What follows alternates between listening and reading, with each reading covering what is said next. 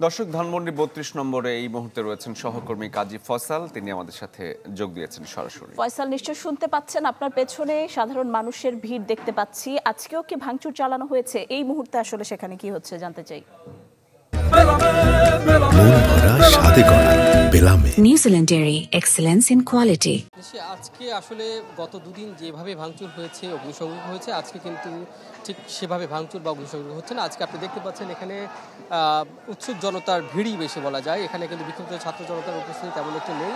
এখানে যারা ভাঙচুর চালাচ্ছেন বেসিক্যালি এখানে অনেক ভাঙাড়ি দোকানদার আসছেন, অনেক রিক্সাওয়ালা এসেছেন। তারা বলছেন যে তারা পেটের দায়ে, তারা গরিব মানুষ, তারা এমন দোহাই দিয়ে মূলত তারা বলছেন যে আমরা এই কারণে ইট ভেঙে দেয়াল ভেঙে তারা লোহার রড নিয়ে যাচ্ছেন, কেউ অন্য অন্য বাকি যে সরঞ্জাম আছে তারা কুড়িয়ে নিয়ে যাচ্ছেন। তারা বলছেন তারা কেউ বলছেন যেগুলো তাদের ঘরের কাজে লাগাবেন, কেউ বলছেন এগুলো বিক্রি করে তারা টাকা উপার্জন করবেন। তো এই ধরনের কথাই মূলত তারা আমাদেরকে বলছেন। তো এইসব বিষয়টিকে আসলে এক একজন এক একভাবে নিচ্ছে। কেউ বলছে এটি লুটপাট হচ্ছে, কেউ বলছে যে আসলে এটি প্রয়োজনীয় নিয়ে যাচ্ছে, এগুলো পড়ে আছে তাই।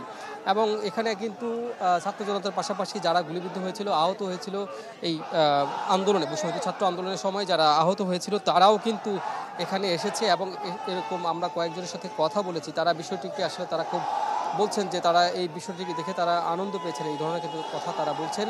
তো এখানে আপনি দেখতে পাচ্ছেন যে ভবনের এখানে ৩টি ভবন রয়েছে। এই ৩২ আওয়ামী লীগের এই ৩টি ভবনের মধ্যে সব কয়টি মূলত ভাঙা হয়েছে এবং প্রত্যেকটি কিন্তু একটি অংশ কিন্তু এখানে ভাঙা হয়নি। এগুলো কবে অবধি ভাঙা হবে সেটি এখনও বলা যাচ্ছে না। এবং এখানে কি গড়ে তোলা হবে সেই বিভিন্ন রকম দাবিও কিন্তু এখানে উৎসুক জনতা বা যারা এসছেন তারা বলছেন যে নানান রকমের স্থাপনা তৈরি করা হোক, যারা আহত হয়েছেন বা নিহত হয়েছেন তাদেরকে এখানে ফ্ল্যাট করে দেওয়া হোক, এই ধরনের দাবিও কিন্তু তারা বলছে, দাবি তুলেছেন। নিশ্চিত ফয়সাল, অনেক ধন্যবাদ আপনাকে। দর্শক দেখছিলেন ধানমন্ডি ৩২ নম্বর থেকে সেখানকার সবশেষ পরিস্থিতি জানাচ্ছিলেন আমাদের সহকর্মী কাজী ফয়সাল।